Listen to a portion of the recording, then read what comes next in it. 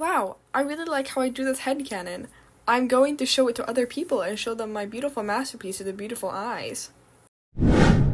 Hello, fellow fandom enjoyers. I am too a fan of this fandom. I have something amazing for your eyes only.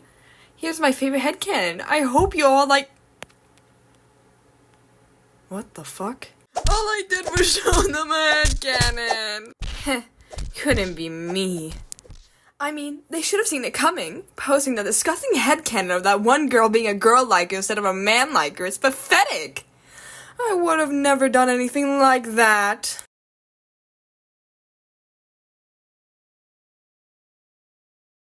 There's a fucking pro shipper right there! Where are you guys attacking them? Alright, hello. This is a new video that I want to rant about in. Since you might already have seen the title in the thumbnail, I will be talking about the shit wrong in fandoms. Disclaimer real quick, this is my opinion on stuff like this, and frankly, if you don't agree with it, then just click off the video. It's no point to argue in the comments. And also, I will be touching upon topics that may seem a bit disturbing and disgusting. But as I said, this is my opinions, and yeah, anyway, back to the video. And also, I may stutter a lot because I am not used to reading a script. And I'm sorry if I slur on my words a bit.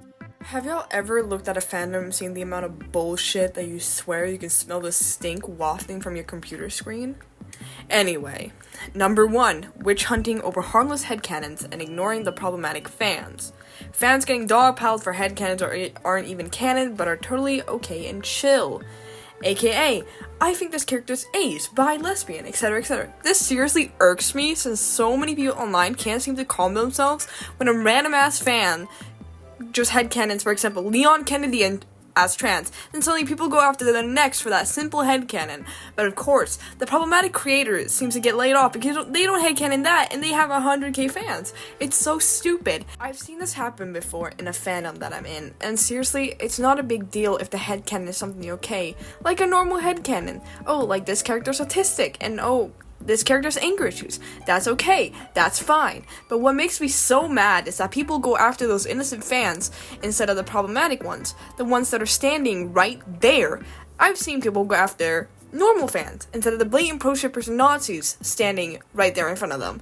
They're literally holding margaritas and getting ignored. Bro, do something about that instead of seething due to a character being headcanon as fucking trans.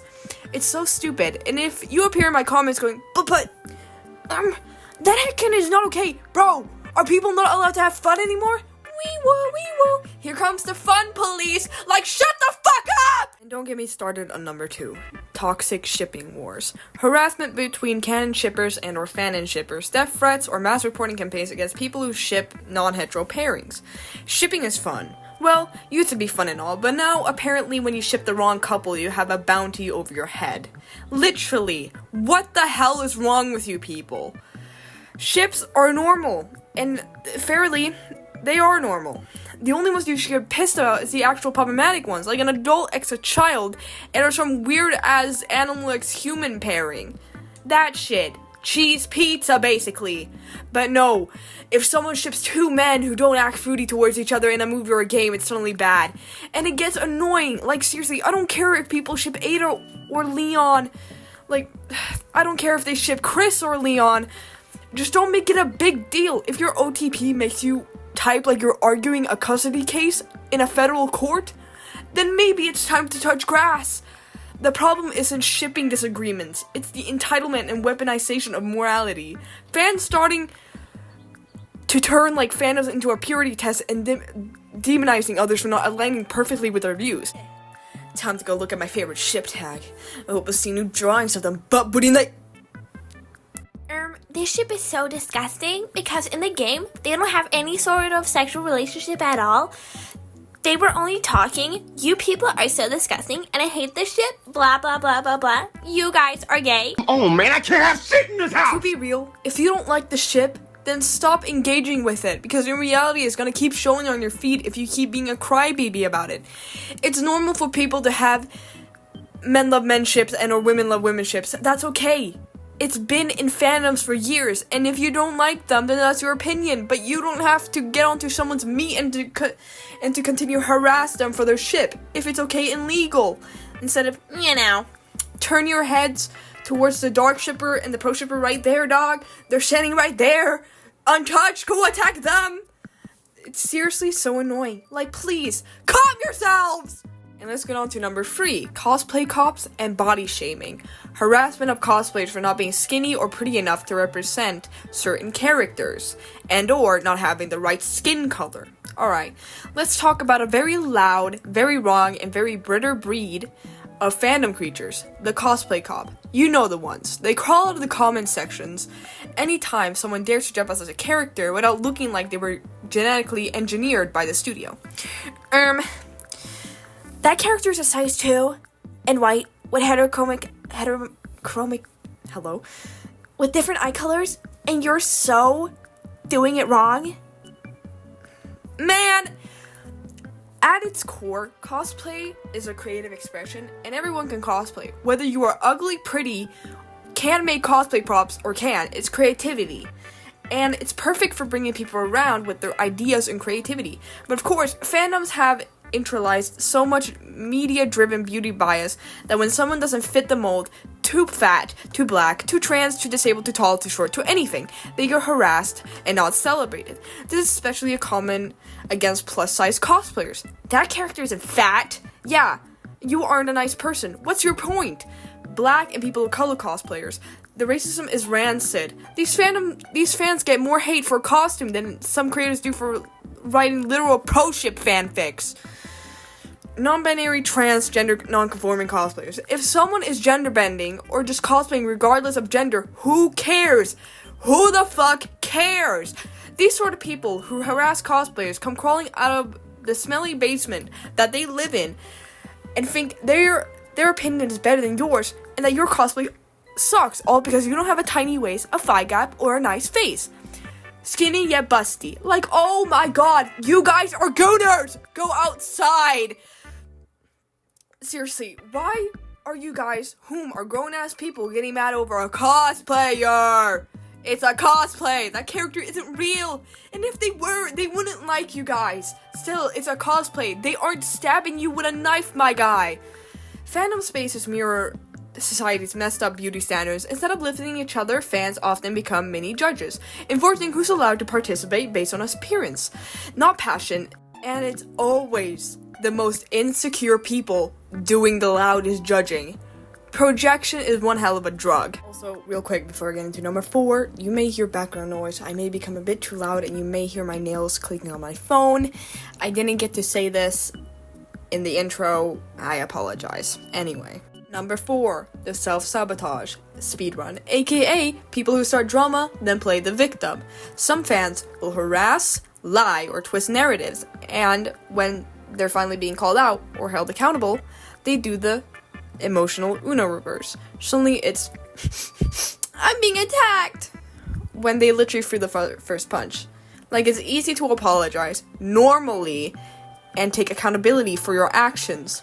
Don't go online crying about how people are harassing you for just going after a normal fan. Oh my god!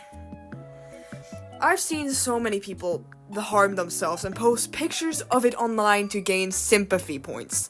There's so much I've seen in fandoms where people are just doing shit like this. Go outside and touch grass. Some points that I've seen, as I said, harming themselves to guilt the victim and the people calling them out, faking screenshots and doxing, crying about bullying when the truth comes out, and then threatening to off themselves when they're getting called out. Like, what the hell? Mental health should never be weaponized. People needing support doesn't excuse abusive or manipulative behavior.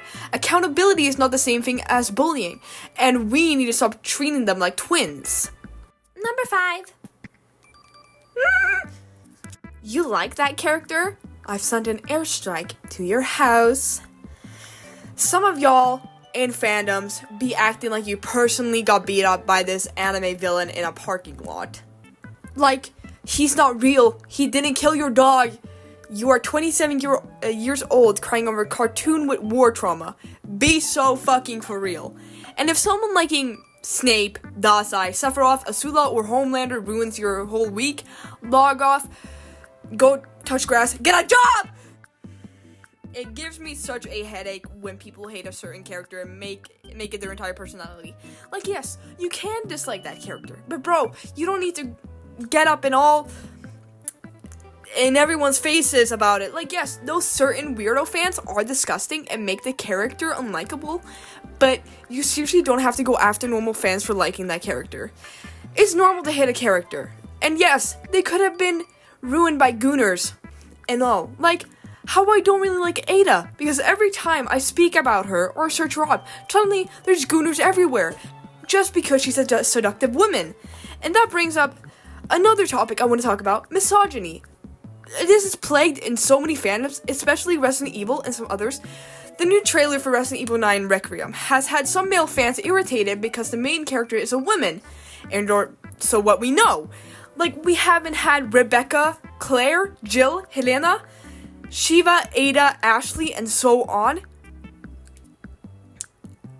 And other stuff is that the males of the games and many other games seem to be praised and made to look strong and manly, while the women are just sexualized to an annoying point.